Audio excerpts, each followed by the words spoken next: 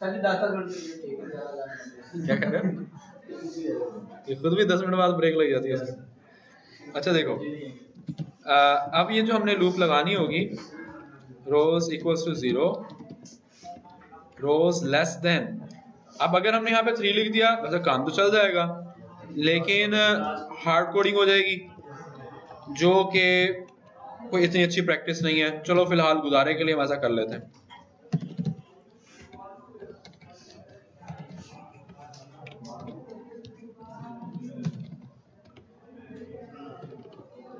और मुझे इनपुट करवाना है, यहाँ पे मैं एक कंसोल के ऊपर मैं एक स्टेटमेंट देता हूँ, console dot right line,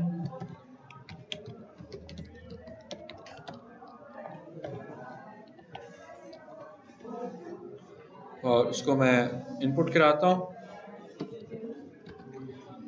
syntax वही यूज होगा, रोज कॉमा कॉल्स, आपको दोनों इंडेक्सेस इस तरह से कॉमास के साथ आपको सेपरेट करने होंगे with in single pair of square bracket, equals to आगे कन्वर्ट की क्लास,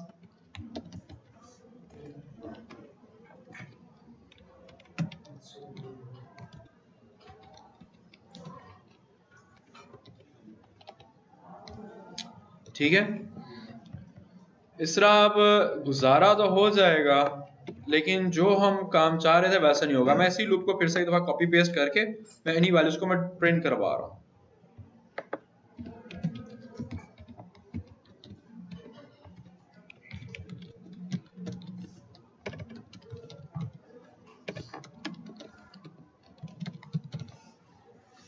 ये वाली दोनों लूप्स तो हमारी एज इट इज रहेंगी,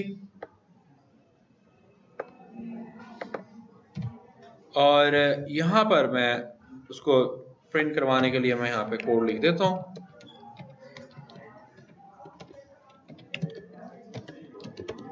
वैल्यू एट, मुझे इंडेक्सेस चाहिए, इज, यहाँ बीच में हमें कॉमा भी लगा देते हैं,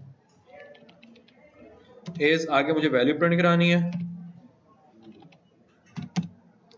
पहले हम प्रिंट कराते हैं रोज को, फिर कॉल्स को, और फिर 2D रोज कॉमा कॉल्स,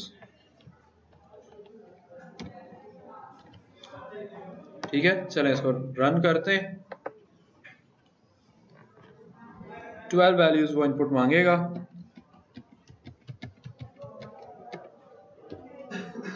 अच्छा, अगर मैं यहाँ पे वैल्यू एंटर किए बगैर, अगर मैं वैसे ही वैल्यू लिखे बगैर अगर मैं एंटर प्रेस करूँ तो आउटपुट क्या होगा? हाँ, एक्सेप्शन आ जाएगी। एक्सेप्शन क्यों आएगी?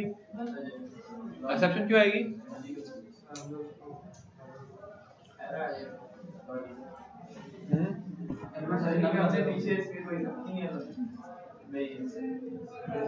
अच्छा, एक करके देखना फिर मुझे बताना। तो देखो, ये हमें वैल्यूज की रिटर्न हो गई। वैल्यू एट 0 0 ये है, 0 1 0 2 0 3 1 0 1 1 1 2 1 3 2 0 2 1 2 2 2 3, और लेंथ भी उसकी जो है वो हमने प्रिंट कराई, तो 12 जो है वो हमें मिल गई।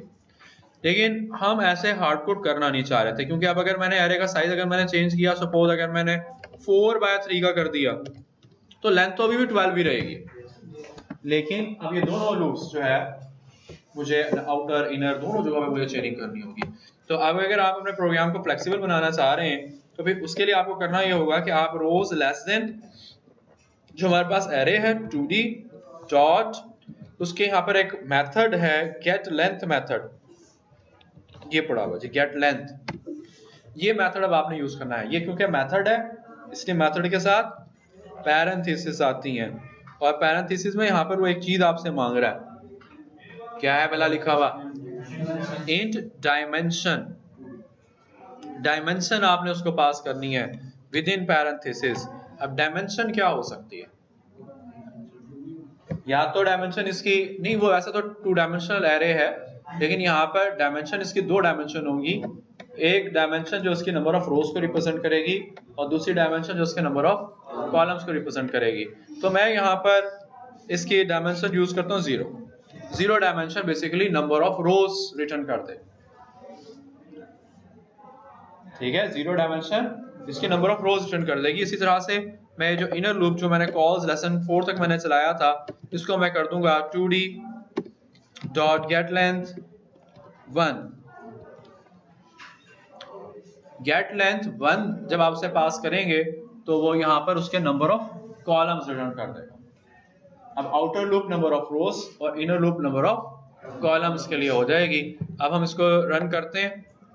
सॉरी, मुझे नीचे वाले लूप को भी मुझे चेंज कर लेना चाहिए था,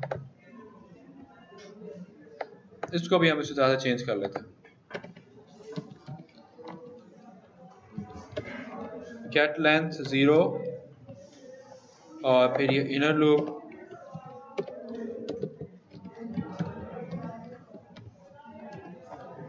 गेट लेंथ 1, ठीक है जी।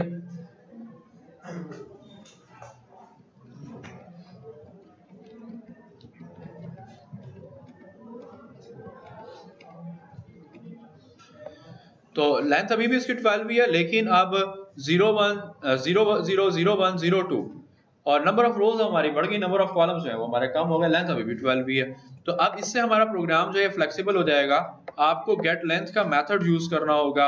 अब अगर आप इसका साइज चेंज कर दें, फॉर एग्जांपल 3/5 का मैंने कर दिया, या चलो 3/2 का कर देता हूँ, जल्दी एंड हो जाएगा। तो 3/2 का क्या मतलब है, टोटल 6 वैल्यूज इसके अंदर आएंगी। अब देखें वो लूप्स हमारी वही है, मैंने लूप्स को कोई चेंज नहीं किया, लूप हमारी बिल्कुल जो है वो परफेक्टली चल रही है, चाहे आप एरे का साइज इंक्रीज करें डिक्रीज करें। अब ये हमारा कोड जो है ये फ्लेक्सिबल हो गया। तो गेट लेंथ मेथड यूज करेंगे जब आप रेक्टेंगुलर एरे के साथ वर्क करेंगे, और इस मेथड को आपने 0 पास कर देना तो वो आपको नंबर ऑफ रोज रिटर्न कर देगा, 1 पास करेंगे तो आपको नंबर ऑफ कॉलम्स रिटर्न कर देगा। ठीक है जी, क्लियर हो गया? कोई कंफ्यूजन जी?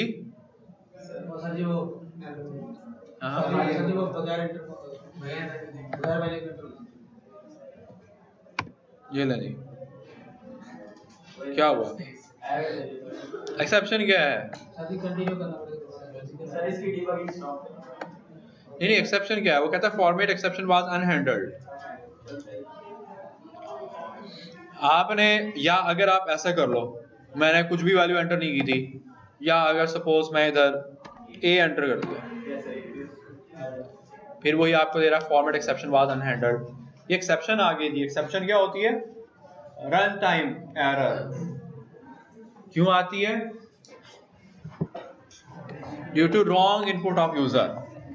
और एक्सेप्शन जब भी आती है हमारी एप्लीकेशन क्रैश कर जाती है, टर्मिनेट हो जाती है, जैसे अब हो गई है, ये हमारी एप्लीकेशन क्रैश हो गई है।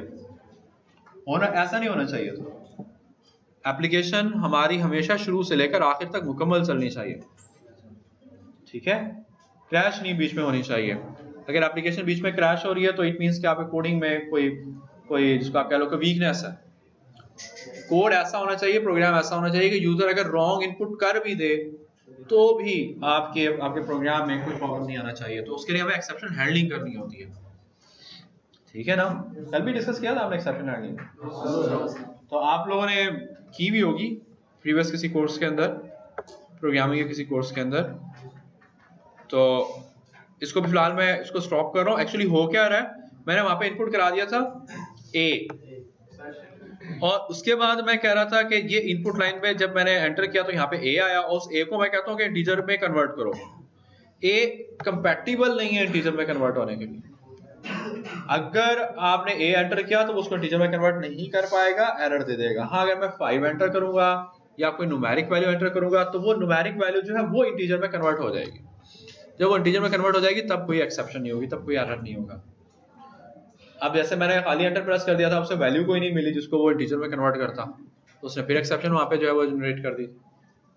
ठीक है जी, तो ये हमारे पास रेक्टेंगुलर एरे है, 2 डायमेंशनल एरे, रेक्टेंगुलर एरे। अब हम देखते हैं जैक्ड एरे को आपने कैसे यूज करना है।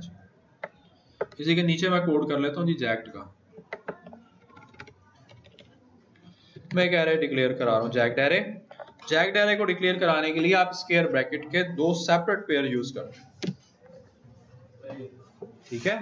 उसमें आपने एक ही पेयर के अंदर कॉमा लगा दिया, यहाँ पे 2 आपने सेपरेट आपने जो है वो स्क्वायर ब्रैकेट के पेयर यूज किए। नाम इसका कोई भी रख दो, jagged equals to new int, number of rows बता दोगे कि कितनी है, नंबर ऑफ कॉलम्स अभी आपने नहीं बताने।